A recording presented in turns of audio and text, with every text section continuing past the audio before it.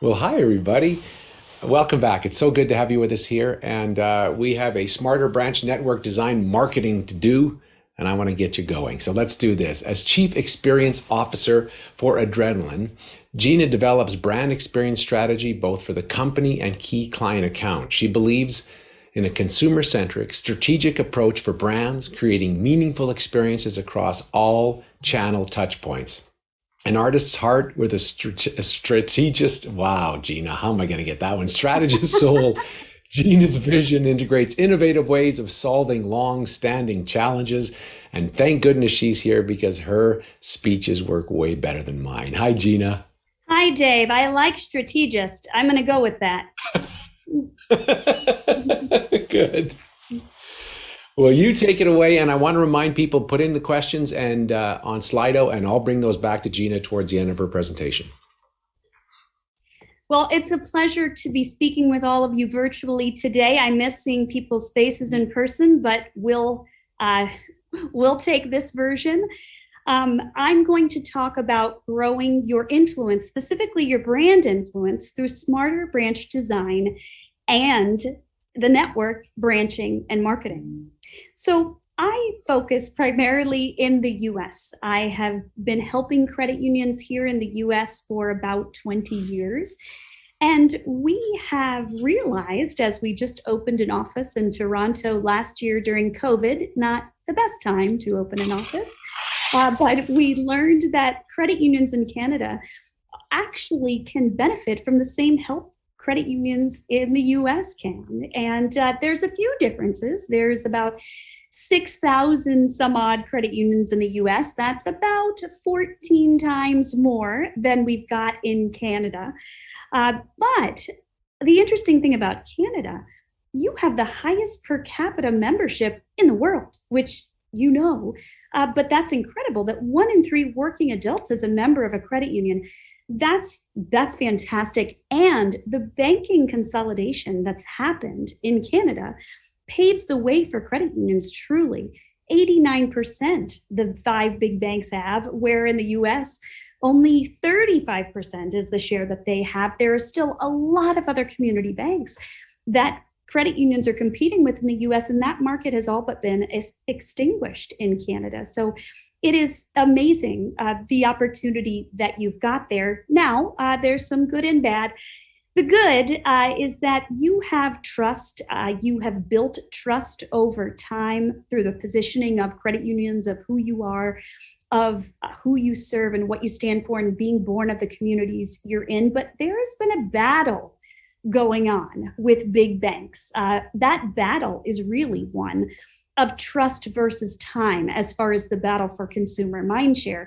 Consumers think that big banks save them time by having ubiquitous branches everywhere, having more sophisticated mobile apps. They spend your asset size on technology in a month, some of them.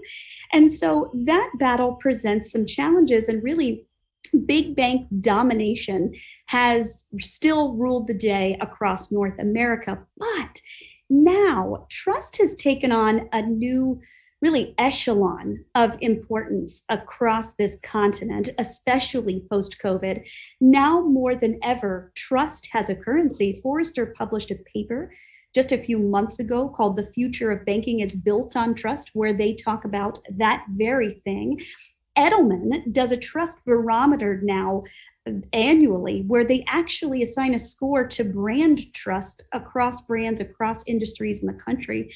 And nearly 9 of 10 consumers consider brand trust a critical criteria for doing business. And finally, Accenture published a paper just before the pandemic that is incredible about trust.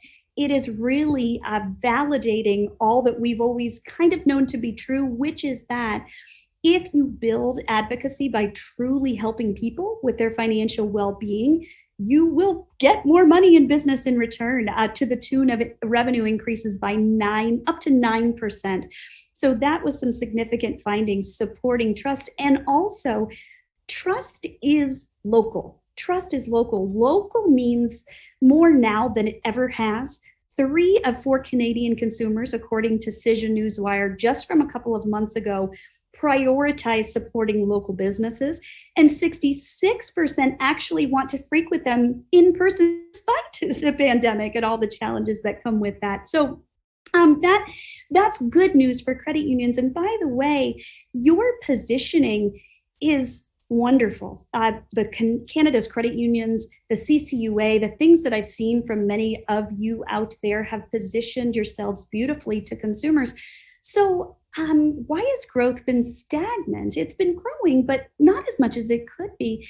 The NCUA, the National Credit Union Association in the US, did a study they published right before the pandemic, and they found out that a number of things, but that people don't like the word credit, makes them think of bad credit. They don't like the word union, makes them think of labor unions, don't like the word cooperative because they don't associate it with financial stability, and they don't like the term member or membership because it makes them think of a gym membership or something that they can't get out of.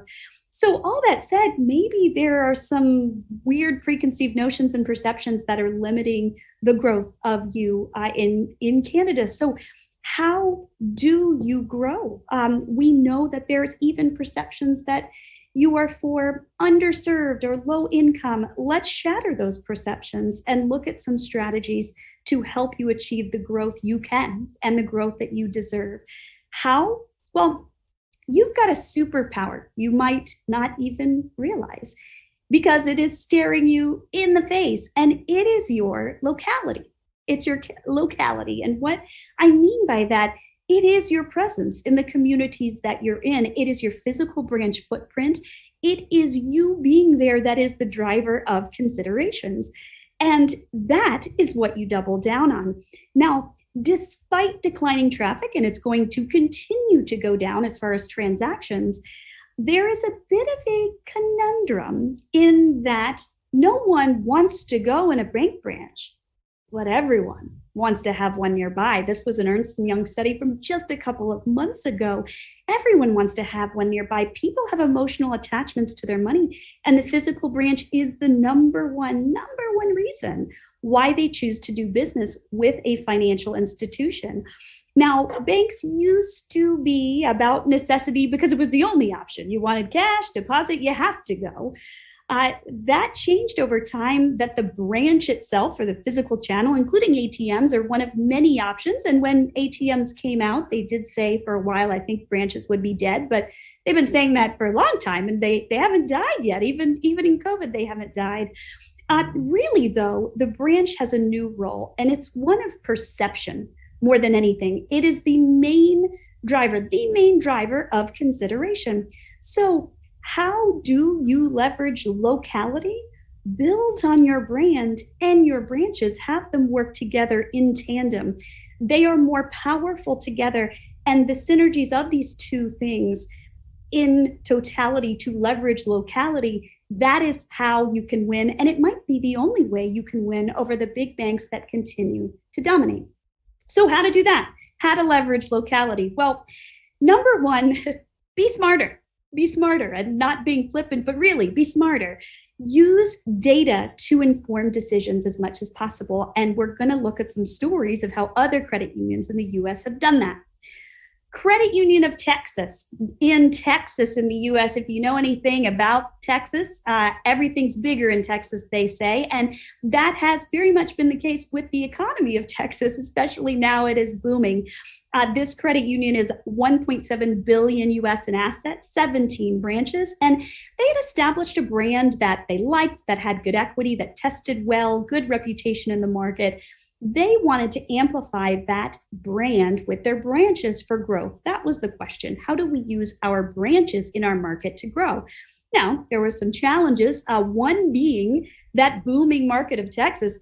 Everybody is going there. It is extremely competitive. Community banks, big banks, little banks, and credit unions alike, fintech startups, they are all concentrating in Texas. And then, of course, the high cost of branching. When you make branch decisions, they're big ones, and they're permanent ones, and ones that are quite expensive and require a lot of capital. So those were some of the challenges. Now, there's a trick when it comes to being smarter with data about your branches. And it's really just this, it's balancing ideal experience with maximum efficiency. So how do you go as big as you can and as small as you can at the same time? How do you create an experience that fosters advocacy and growth while people are inside, but projects like a billboard from the outside, but also have the right self-service technology and staff optimization to be a solvent organization? Well, to get a little scientific on you, this is kind of how you've probably heard of the term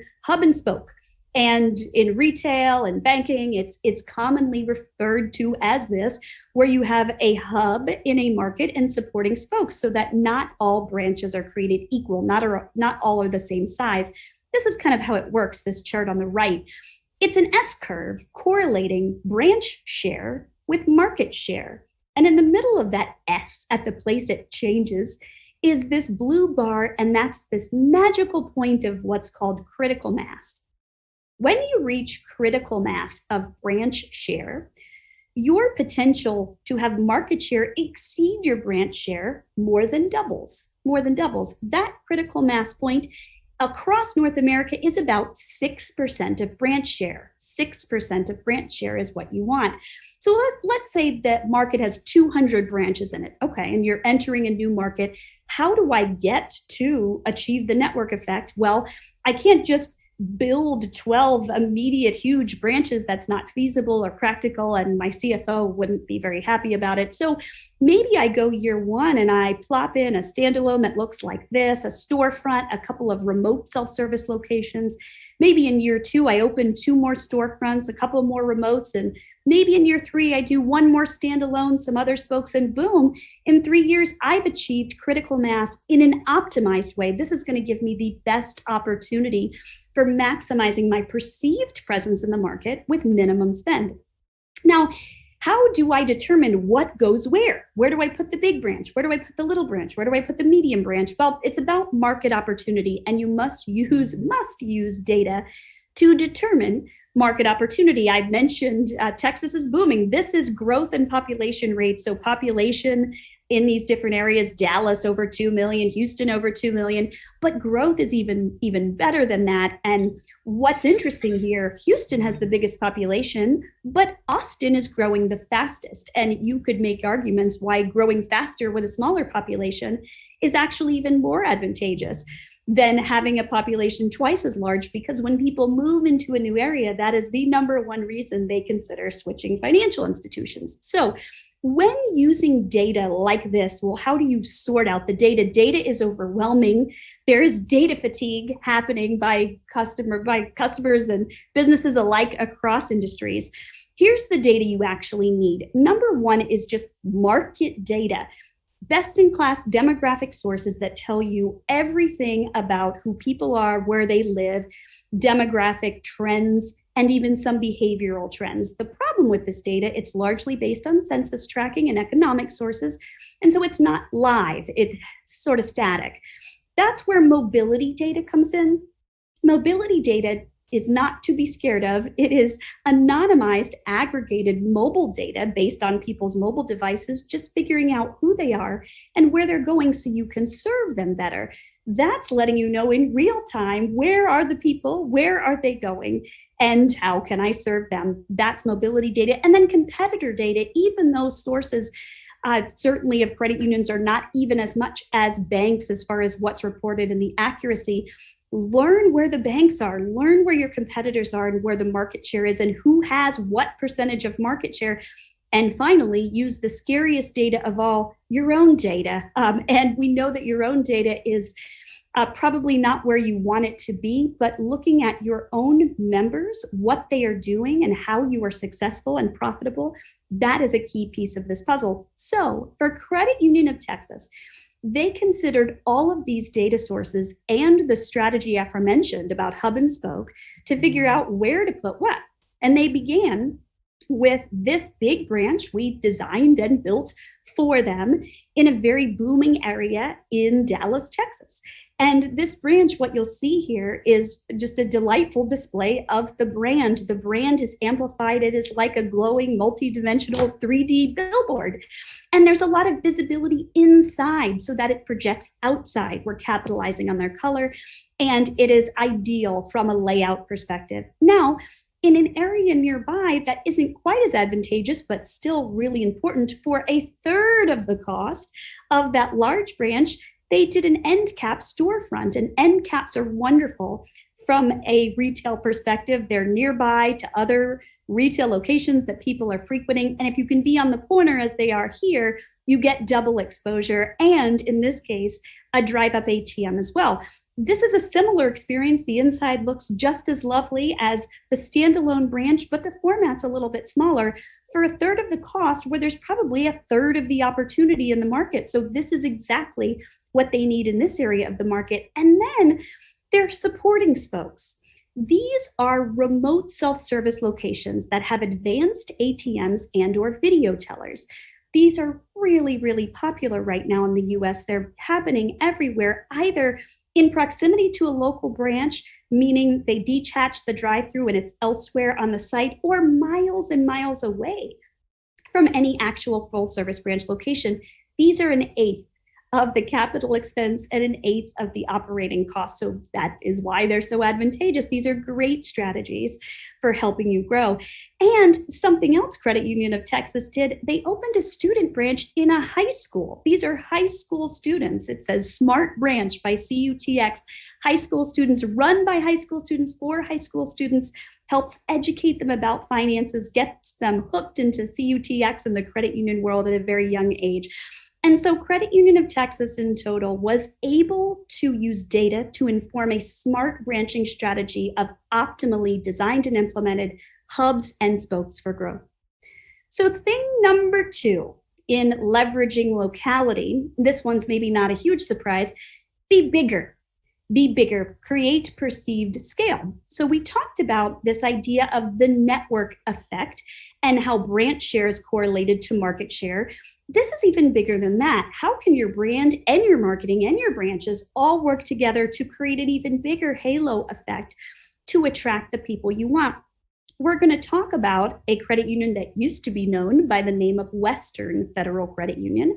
They're based in LA, California, 3.6 billion US in assets, 45 branches. And they had an interesting notion. They wanted to expand across the country. And you wouldn't believe the amount of market research it took to convince that board that Western is not a good name if you're expanding to the eastern side of the US. So that was the challenge. Their name was entirely geographically limiting. That was challenge number 1. Number 2, they had performed numerous acquisitions, literally over a dozen. They were very siloed and disparate internally and externally, a lot of chaos. And there were are widespread perceptions from consumers that credit unions aren't big enough. So look at their footprint. They are literally across the US, 14 acquisitions at the time, over 50 branches. They've contracted those some, but they are just across the country. And so the solution for Western was creating a new name and a new brand. It was called Unify and is called Unify. The logo itself is an infinity knot. That means it has no beginning, it has no end. And the tagline, "Connect Your Way," means that people can connect with this financial institution their way, 24/7 contact center, branches all over the country, ATMs all over the country. This was about connection with finances that has no beginning and no end. And their target was millennials. We chose an ownable color gradient here. It's hard to own a single color, so we did a vibrant purple to blue gradient pattern that became their ownable color space. And this brand came to life. It was communicated, Western is now Unify, to customers, to communities, to members, to their board, to their employees, with a position of connecting you coast to coast. Their branches were converted. We help our clients as we're branding them and helping them with a name. We help them rebrand their existing branches. This is tricky because you have to do it really cost effectively, use a lot of color and wallpaper. But at the same time, this is your branch's impact. And something happened that was interesting as all of this went down. The new brand created this beautiful halo effect of awareness, of visibility, of reputation building and equity. And halo effects build brand equity. They build and compound upon themselves. And so it kind of spiraled in motion growth that was phenomenal for them. And that allowed them to open new branches in new markets, markets that had great opportunity. This is right outside of LA, a beautiful new branch. Transparency is one of their values. You can see that here in the branch design, very much designed to look inside out, but also have a lot of levels of customization. And this was supported by spokes that have just as good of an experience, just scaled down in storefront locations, in ATM only locations, and even a mobile branch. We designed a literal branch on wheels. It's basically like a driving billboard that they use for events and social media across the country. And something we did not lose was local relevance. Every single branch location has a local statement of connect your way Lakewood, connect your way Las Vegas, connect your way Santa Ana, and local photography. Their gradient colors are overlaid on that photography, but having local relevance while also achieving nationwide presence was key. And all of that led to something kind of big. They became the first credit union to be the official credit union of a National Football League team in the US. Were pretty crazy about the NFL, and they became the official credit union of the LA Rams. And the year we did this, the LA Rams went to the Super Bowl. I like to credit our branding of Unify. They may have also had a good football team that year, but this was an incredibly big step. And the marketing to support it, the advertising, the branding, we used NFL players in their TV spots. There was a co-branded debit card. There was all types of direct advantages that did worlds to grow their membership. So the solution for what was Western, what is now Unify, was using their brand, their branching, and the marketing of those things to create a halo effect. And the results were, they were 2.2 billion in 2016 when we began their branding. They are now 3.6 billion even through the pandemic. And after their brand change, CAGR, their compounded annual growth rate, more than doubled, probably the most significant stat of all. And okay, number 3 thing, how do you create locality and leverage your brand and your branches for trust? Well, this one is kind of an easy one. Just be who you are, be authentic, be genuine, be local, be authentic. And so let's look at another credit union in California. Don't be blown away by the beauty of their former logo, Kern Schools Federal Credit Union. Together we have something special. Good. 2.5 billion, 22, I can say that because I love them, 22 branches based in Bakersfield, California. This is a central area of California. And they had a question of, how do we attract new members in new markets? We had to expand outside of the market that we're in, which is right now Kern County, California. Now, we are beloved in that market. They really were. They had incredible penetration and awareness, but they wanted to extend into an area of California called the Valley, 9 other counties throughout Central and Western California. That was where they were trying to go. So that name and brand wasn't going to have too much relevance. Not only is it limiting Kern from a geographic perspective, and some of you may have geographically limiting names, but Kern Schools was the select employer group for which it was originally founded to serve. It was for schools employees. So it had Kern and schools. That was kind of a double whammy of limitation, highly limiting. And through our research, we found out over half of market consumers do not believe that they can join a credit union. This is not surprising at all. We see this in areas across the country and across North America. So we had to combat that as well. The end result was, to just show you without leading up to it, Valley Strong. We renamed them to a new name, Valley Strong. And this brand was built for working class Americans who had pride in the Valley. Through our research, we found out that people in the Valley love the Valley. They don't love LA, actually. They don't love our other clients, very different clientele, but they love who they are, and they are proud of their Valley roots. They are aspirational. They believe in the American dream, and this brand was created for them. It was literally reflecting these communities throughout the Central Valley of California, positioning expertly as they'd always been there. Our roots run deep, serving the Valley since 1938. So even though we're going into new areas where we aren't currently, we have been here, and we've been a fabric of this community for a really long time. And you see that fabric reflected in the earth tones, in the green natural colors, in a beautiful illustrated crest that is their logo that we created of a valley that represents their new brand. And as the branches changed, some were worried there was going to be mutiny and riots in the streets of Bakersfield, California, because the Kern brand was so beloved, and it really was. But what ended up happening is, because of the way it was positioned as something good and something special, something meaningful, even the biggest naysayers became advocates of this brand, even people that loved Kern schools. And so we were able to help convert their current markets to lovers of a new name and brand by connecting it to who they were, but also build a brand that they could expand with.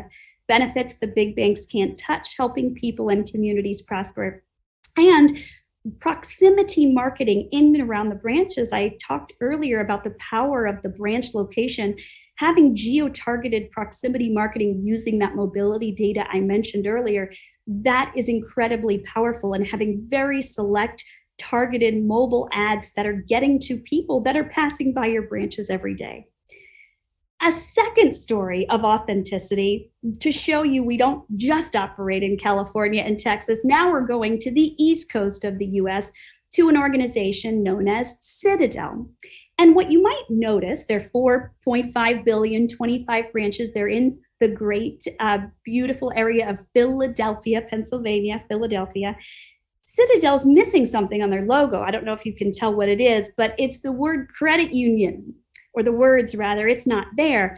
Citadel had actually gone about creating a deliberately ambiguous strategy. They didn't want to embrace credit union, and I'll explain why. They wanted to attract more members in their current market. So unlike Kern, who was expanding, they were trying to double down where they were. And they thought that, in a way, pretending to be a bank would actually mitigate some of the negative perceptions about credit unions we talked about earlier, when really it was a differentiator for them. So in addition to that challenge of not having claimed credit union, and the head of marketing said, when you pass by a Citadel branch, you don't know if it's a bank, a school, or a school of wizardry. It could be anything. You don't know what a Citadel is, especially if the tagline's not there and you're just seeing signage. So not claiming credit union was an awareness problem. Big banks dominated in Philadelphia, as they do across most urban areas of the US. And then there was a third little problem, COVID. COVID hit right in the middle of this rebrand, and that sent everything in a way into a tailspin, and then back again. And I'll explain why. We were not renaming Citadel, but we brought a new brand to Citadel that reflected everything about who they authentically were. And you'll see there, the big words credit union in bold right below it proudly were a key part of that. The Citadel itself, the identity, was a modern depiction of a citadel, a fortress of strength, but also a C with an upward facing arrow. And a new brand we built around it was about strength. And what we found out, even through the pandemic, before this brand launched, was the brand platform we had developed that it was going to launch with about building strength was as relevant for a COVID pandemic struck world as it was for before that happened, and will be for years to come. And that's because it was built on who they are. The brand came to life with people-focused photography, real life scenarios, and beautiful, rich color palettes, vibrancy. What you can see here are messages like our members, we are the strength that always moves ahead. It had optimism. And after the hard decision of to launch or not launch, and we launched, the Building Strength Together, even post-COVID brand, had incredible resonance in the community. It bonded employees together and communities together. So both of these organizations on opposite sides of the US with completely different strategies, Valley Strong wanting to expand out of their current market, Citadel wanting to expand in their current market, both of them used a strategy really of authenticity to connect with their roots and build on them to help create new growth.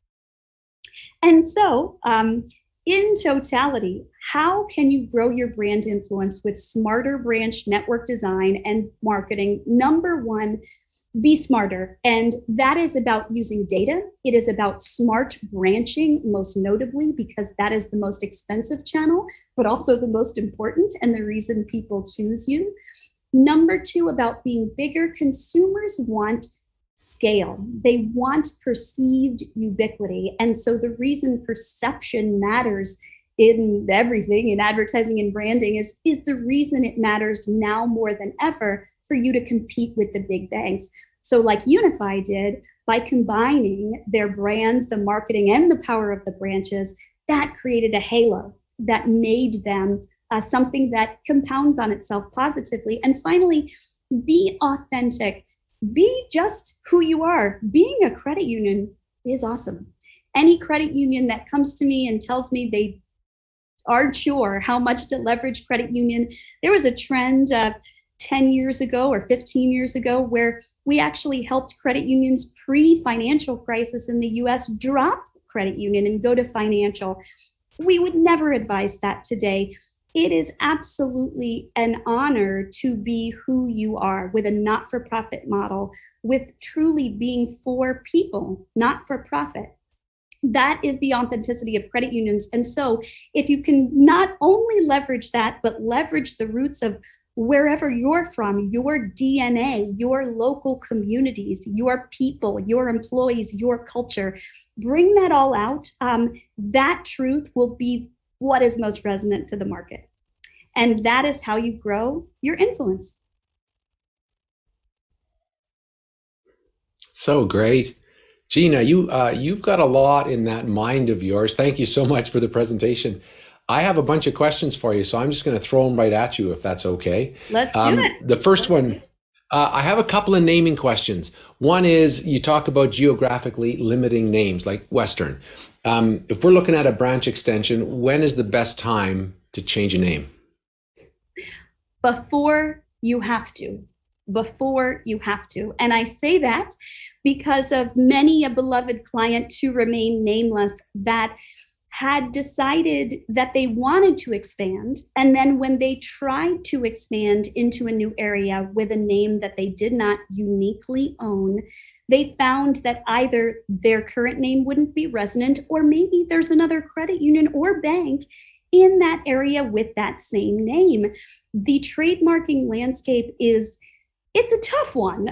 It is, intellectual property is as cutthroat as it's ever been, and getting something that is truly uniquely ownable is difficult, but it is also highly, highly valuable. So think about before you're going to expand, if geographic expansion is in your strategy and your name may not serve you because it's geographically limiting or not ownable, the time to think about naming is before you expand, not after. I live in Calgary, and our NHL team here is the Calgary Flames. And people say, why do you have the name the Flames? And I say, because we bought the team from Atlanta, which is interesting because Flames have nothing to do with Calgary at all. I have another one that's related though, Gina, that I'd like your thoughts on. We are in the midst of some acquisitions. Combining team has been challenging. Combining systems has been challenging. But by far, the most stressful piece of this is finding a new name. Do you go with a website you can buy? Do you get something against the competition? Do you get something that's easy to pronounce? Can you give us some insight into picking the right name? Yeah. Well, first, whoever asked that, it's all of those things, all of those things. And it is not for the faint of heart. And here's some important things to remember as you embark on considering a new name. Number one, first is do we really need to change the name? As much as I seem to be advocating for name change, I advocate just as much for not changing if you don't have to. Can you build on it? Does it have either neutral or positive equity? And does it have enough ownability? But chances are, if it's not uniquely ownable, you probably need to. And enlist professional help. And I say this too because there's been many clients that have tried to do it themselves, thinking anyone can name, I can name. And there's two reasons why you can't. One is availability. If I asked you, Dave, right now to come up with 20 credit union names, I'll give you 100 US bucks that all 20 of them are already taken and not available. It is very, very difficult to find available names. And the second is subjectivity. When it comes to naming, I went through this with my husband when trying to name both of our children. There is a tremendous amount of subjectivity in name choices. I like that. I don't like it. Why? I don't know. I don't like how it sounds, or I do. So you have to take as much subjectivity out of it, but with objectivity, and include testing. Market research testing is a great way to do that. So get corporate alignment, ideally have outside facilitation or consultancy help, and absolutely leverage market research throughout the process. And may the force be with you. It's not easy. It's not. I learned in my marriage that whatever my wife said during labor, that's fine. I just agreed. So when we came to names, I was just like, that sounds very good. Another question.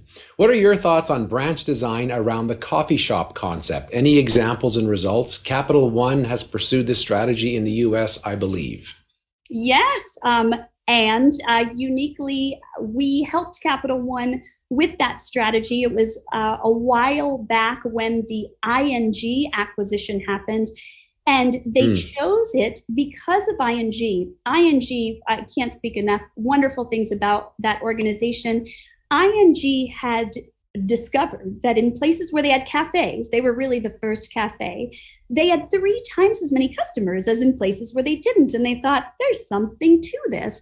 So there is a real value to having a physical presence and to creating a third space, which is what cafes do. Now, what ING did, and Capital One is working towards on a bigger scale and much more scientific way. In that merger, Capital One was the science and ING was the art, and those two things came together.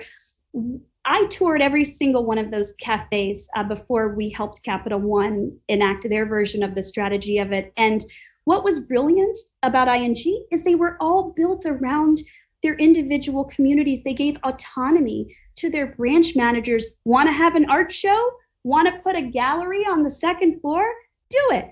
And so that enabled them to be legitimate, authentic, real, all these same kind of things, parts of their communities, and have real community connection instead of forced community connection. I think in any cafe endeavor, remember, it is a branding endeavor. It is not about operational. Obviously, you're not going to recoup your operational deposit costs immediately. But when it comes to making a halo, in some ways, it could be a brilliant strategy. Just make sure you do it authentically and rooted in the community. Gosh, I'm just going to call you. That's what I'm going to do. Talk a little more. Another question came in. Talk a little more about growth in current markets. What kind of strategies and data can help attract new members there? Yeah. So I mentioned this, and I can't say enough about it.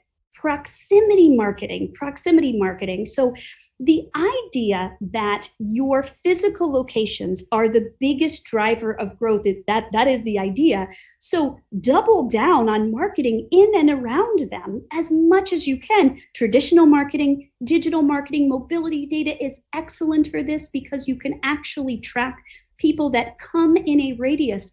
It works with geofences. You create a geofence around your branch location and you figure out who is going near it and who is going in it.